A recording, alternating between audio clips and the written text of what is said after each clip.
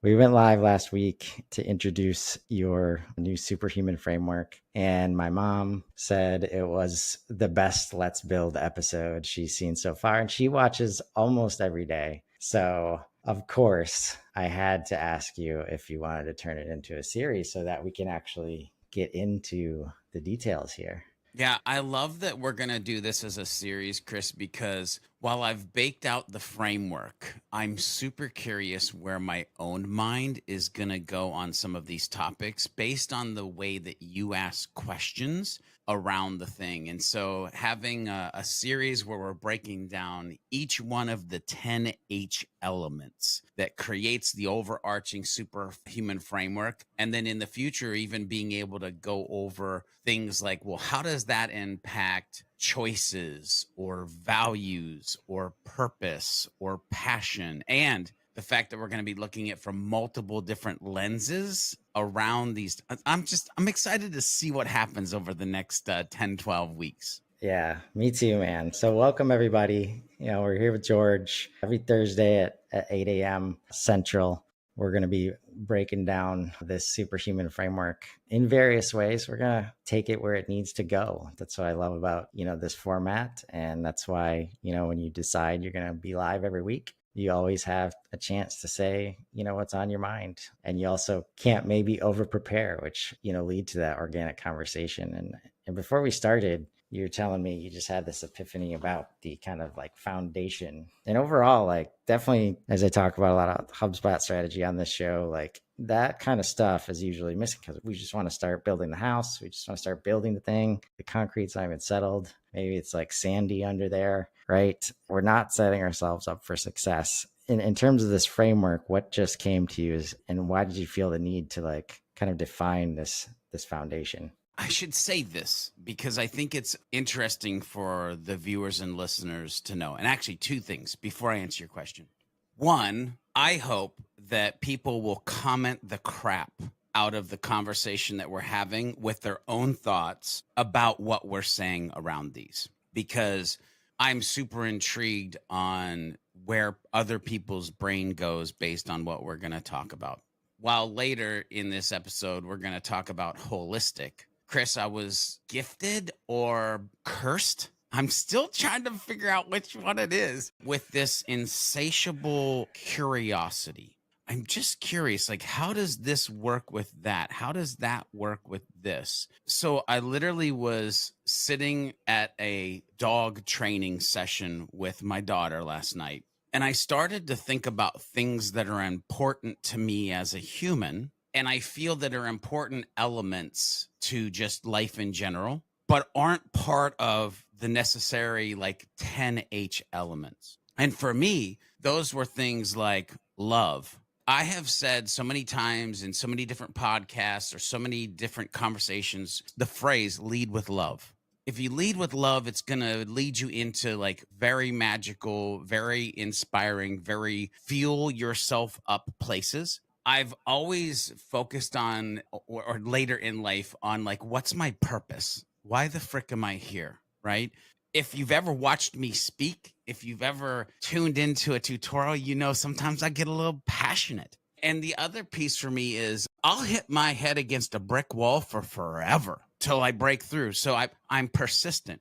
So I was literally sitting there and I'm like, oh man, I'm curious, which by the way, this is why I love AI assistants, because the human curiosity can be leveraged by AI assistants in the moment, real time, to get some creative ideas or thoughts or directions. So I'm literally sitting there at the dog training and I put into Chat GPT, which I had created a GPT, by the way, a beyond your default coaching where I trained it. And like anybody can go to the GPT store, search beyond your default, and you can start having conversations with this thing because it's programmed on the framework. It's programmed on the mathematics of one methodology that I believe in. It's trained on who I am, how I believe, like all of these things that I'm creating as a mind map as we're like fleshing out even deeper. The superhuman framework are being programmed into this GPT so that, again, I can scale myself to help a world that can find a tool and use it. So I'm sitting there with my own GPT that I built, and I said, okay, I'm curious. I want to create a talking point before diving into the framework about love, purpose, passion, and persistence as the foundation of the framework, the foundation that the framework is built on. And Chris, here's what happened. Before we explore the Superhuman Framework and its intricate components, it's crucial to understand the foundational pillars on which this framework is built: love, purpose, passion, and persistence. These four elements are not just abstract concepts, but they very bedrock that supports and fuels every aspect of the framework. Love, the unifying force; purpose, the guiding compass; passion, the fuel for the journey; and persistence, the steadfast commitment. Now, there's a block of text for each of those, but I don't know about you. I'm getting freaking goosebumps just thinking about those four pillars and what it means for humans individually from a personal level, humans from a professional or team level, and companies or organizations from a cultural level. If I look at those three lenses and I throw in those 4 points, I go, woo, we be changing the world. Like, anyway, so that was like the foundational piece that then leads into the holistic, the happy, the helpful, the hustle. Like, those pieces lay on top of that. Like, these four pillars are almost the table stakes that one has to focus on to then be able to implement the framework at the highest level for their life or for their organization. That's powerful, man. And, leading up to this, it's just, like it or not, all this stuff's connected. Like, that's the whole point of holistic in most cases, is like, if you don't understand the whole and everything involved, it's just so easy to go wrong. And as we were leading up to this, I've missed a couple days, of Let's Build. And, it's been thinking through that and like this commitment, like, am I going to keep missing it?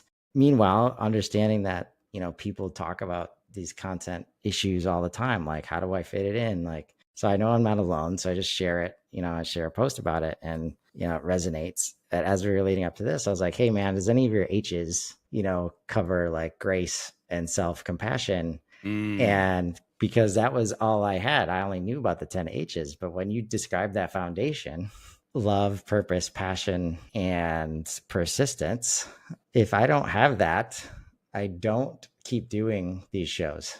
And that's where I love the AI assistants to help just get you on the path to the language. I mean, there's always times like that, and they're my favorite when it just comes back and just like nails it, like on the first try. It usually means you've created a good GPT. So congrats to that. I got nerdy with it, by the way, because we're on a business piece of content that we're creating right now, a business conversation. Some people in the ecosystem might know Nico.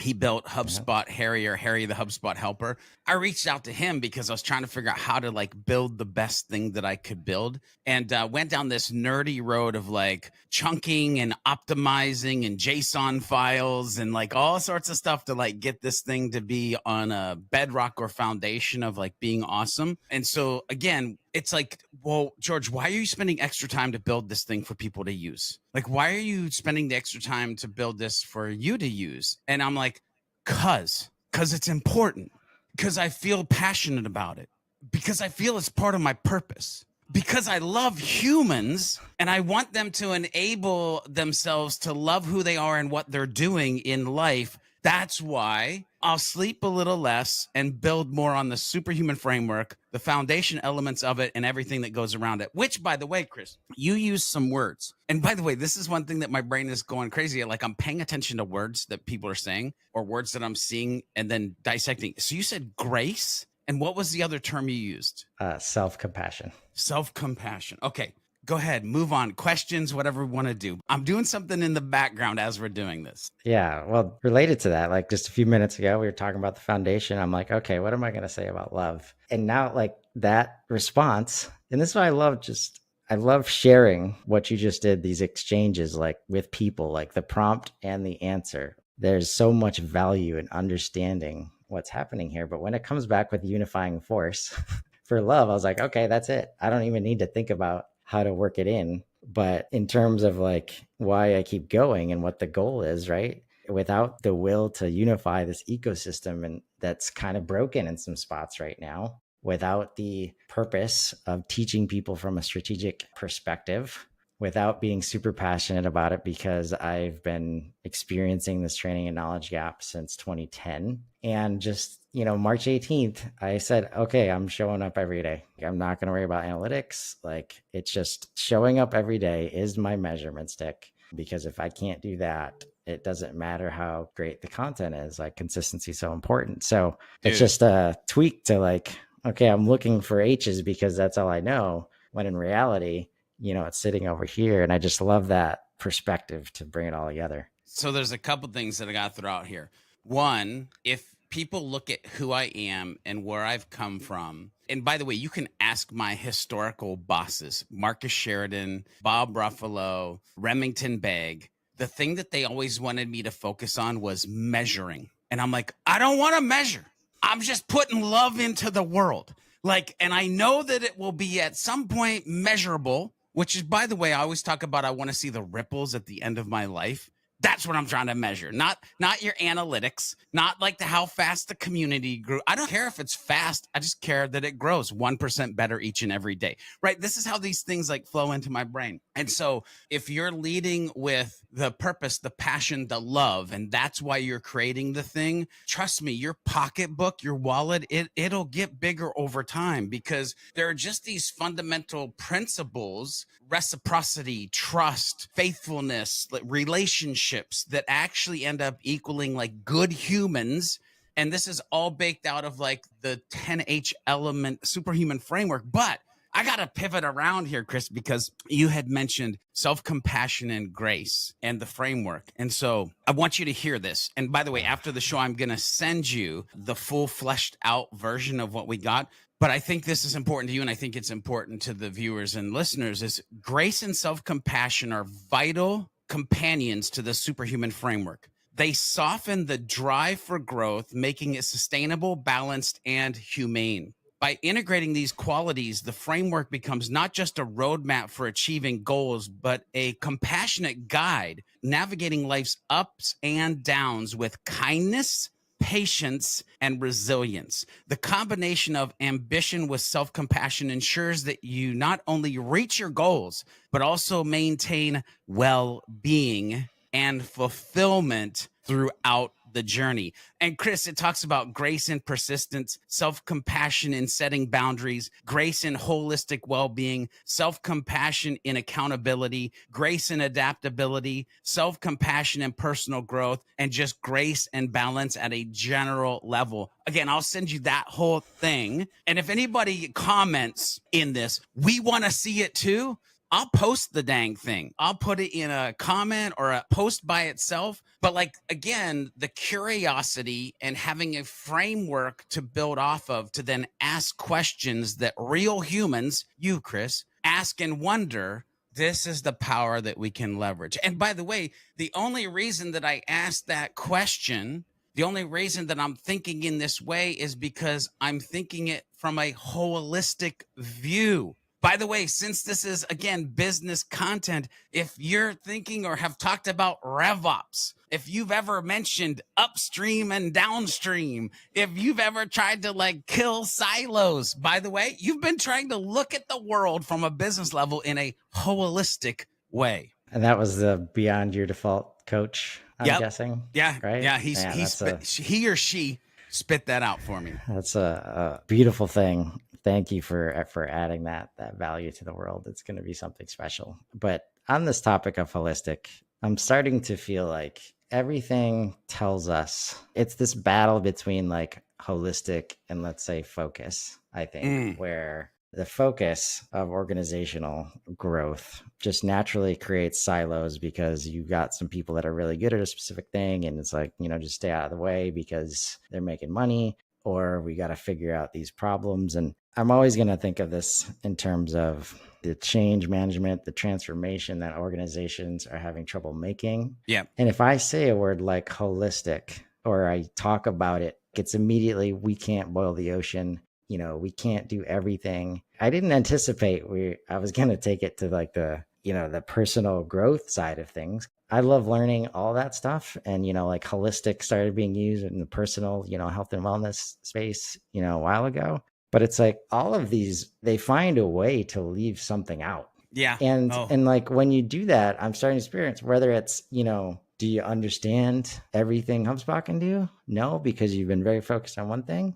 Oh, you've been very focused on sales in your organization. So you haven't thought about the impact. You're not prepared because you don't know all of the things. And when you are introduced to them for the first time, it's very overwhelming. So if I'm a sales guy, I don't want to overwhelm you and we start to focus on one thing, but we're setting ourselves up to try to hit the easy buttons that they're just not there anymore, right? Yeah, no, easy buttons are gone. And here's the thing, Chris, as we move forward in these conversations over the next 10, 12, whatever, this just might become a thing. We'll see.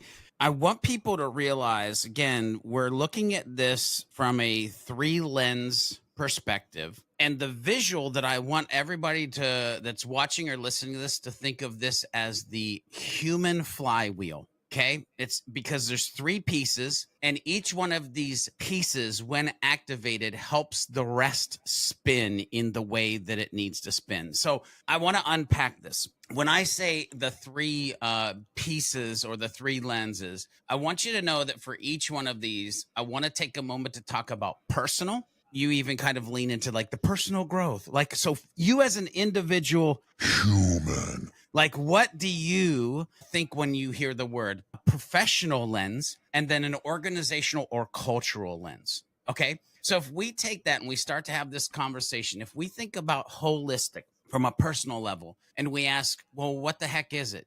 Okay. Simple. It's a comprehensive approach to life that considers all aspects of your being, your human being, physical, mental, emotional, and spiritual. Okay, sweet. I know what it is. Why is it important? A holistic perspective makes sure that you have balanced growth and prevents neglect of any of the aspects of your life. By the way, holistic is the outer shell of the 10H elements, because we're trying to give you the 10 gauges to watch in your life so that it prevents neglect of any aspect of your life that is important. How to implement it: create a balanced routine that includes time for physical activity, mental stimulation, emotional connection, and spiritual practice. Regularly assess your life balance and make adjustments as needed. Integrate practices like meditation, journaling, yoga to align all aspects of your being. Sweet. I have literally a mini roadmap that I can follow if personally I want to start spinning my personal part of the flywheel to have and focus on a holistic life. Now, if we take this and we go, okay, well, what about from a professional level? What is it then? If we think about holistic from the professional level, it's considering the bigger picture in your professional decisions and actions that you're taking. Why is that important? Well, a holistic approach makes sure that your work is aligned with your values. If you're sitting here watching this and you don't have core values, or your company doesn't know what their core values are, meaning employees, and you're not focused on making decisions holistically based on the values that you've put in place for your organization, but with your values contributes to the organization's mission and considers the impact on the others. Okay. How to implement it: align your work with the company's goals and values. Consider the long-term impact of your decisions on both the organization and your career, and strive for balance by integrating your personal and professional values. How do those live together? By the way, the Superhuman Framework is my 10 H's, but it also now is the foundation of the culture code that we're building at Sidekick Strategies, because it can be the organization and it can be the human. And now all of a sudden we've got the professional side of this. Jorge, Liz, Kaylee, Noah, Seth, they're like, oh, there's my part of the flywheel as people in the organization. I'm sitting there like spinning the crap out of my flywheel because it's my flywheel. And so what do we end up with? We end up with holistic as a culture or an organization. So what the heck does that mean? What is it? Well, that's taking a holistic approach to business, considering the impact on employees, customers, and the wider community. Because, ladies and gentlemen, we always talk about employees and customers, but there are people on the fringe that still want to hear from us, still want to love us, still want to watch our videos, still want to read our blog articles, just because we bring light to their day. but we never talk about that other element. We're always focused on like, how come we can't measure that piece? So why is that important, that focus from an organizational standpoint? A holistic approach makes sure that the organization's actions are sustainable. Wow, you mean we don't burn everybody out? You mean we don't become a toxic waste dump? You mean we're actually focused on the employees and the leadership and the customers and the community anyway, actions that are sustainable, ethical, and aligned with long-term goals. Value over viral. Long-term goals, relationships over transactions. So how do we implement that? Well, we develop and promote a clear company mission that aligns with ethical and sustainable practices. We integrate corporate social responsibility initiatives into the company strategy, and we make sure that decision-making processes consider the impact on all, and I hate this word, but stakeholders. Yeah, meaning employees, communities, customers, leadership.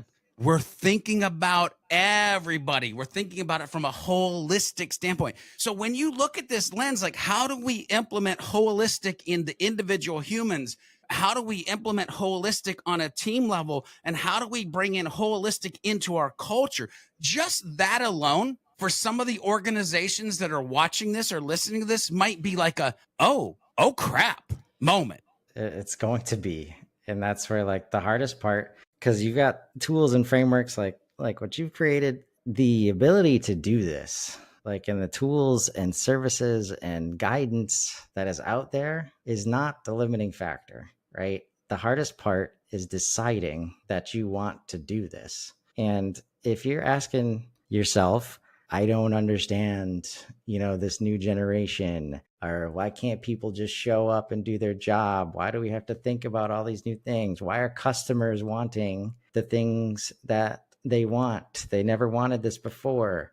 Opening yourself up. Ooh. I remember having this disconnect when I first became a manager, and, I had an employee that had like an absenteeism problem. And it's like, okay, I'm listening to resources about personal health and like, what is my role as a manager? I can't tell him how to live his life, which is often the place of like, from a business, okay, there's liability, it's HR, we got to do everything by the book. So we're not touching that.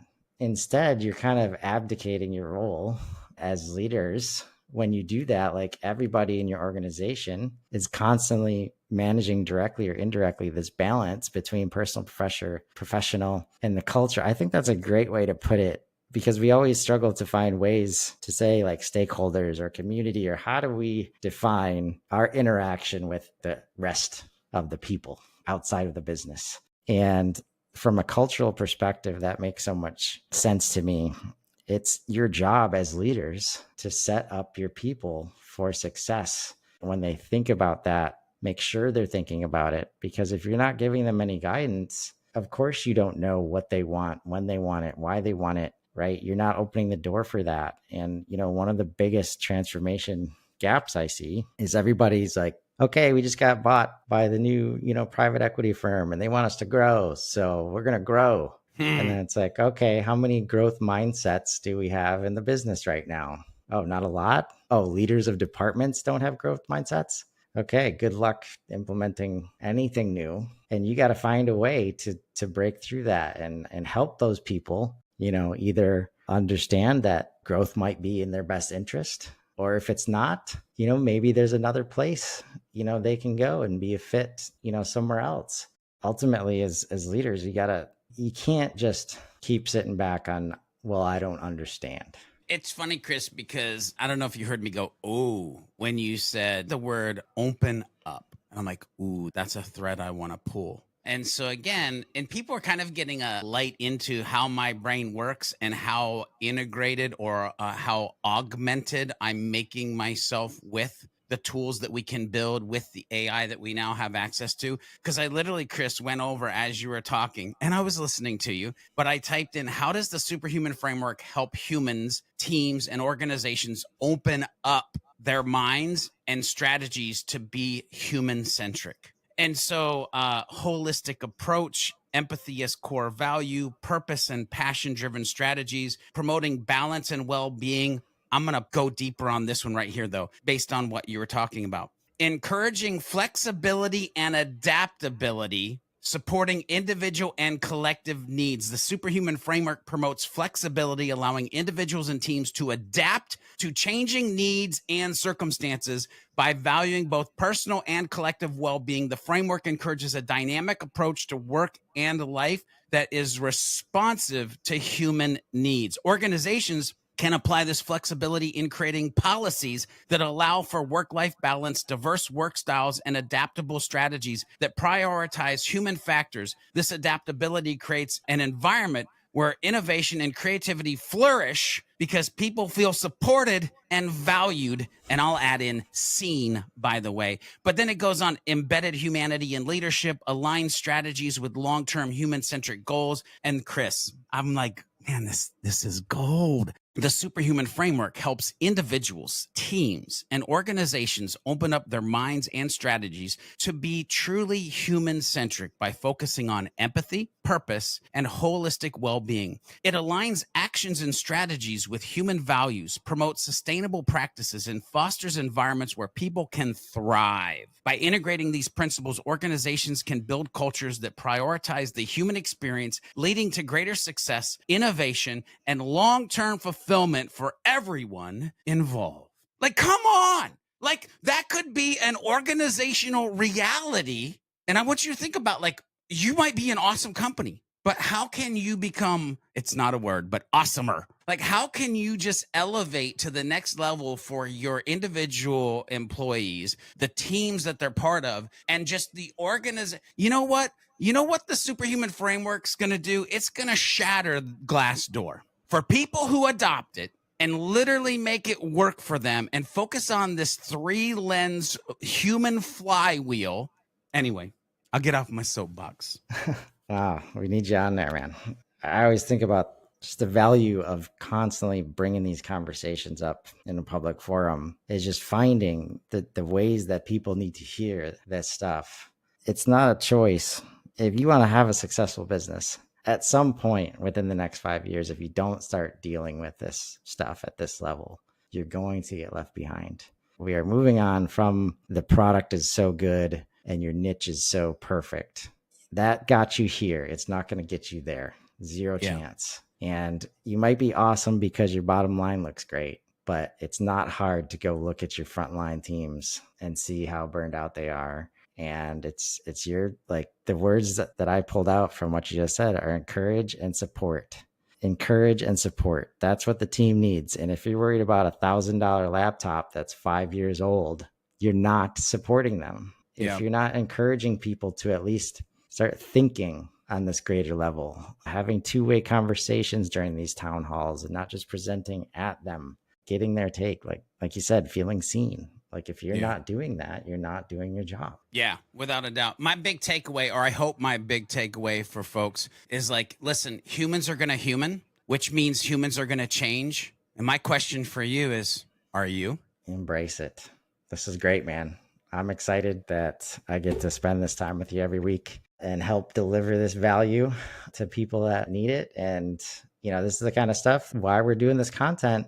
Don't be afraid. If you're in this situation, share this with leadership, with the boss. We don't anticipate everybody's gonna be like, oh, okay, let me call up George. We'll get this right away. But it starts the conversation, right? Don't put this all on yourself to try and move the needle. But understand that there is some, if you're in a shitty situation, don't think that you're powerless to this. Like, try to start the conversations.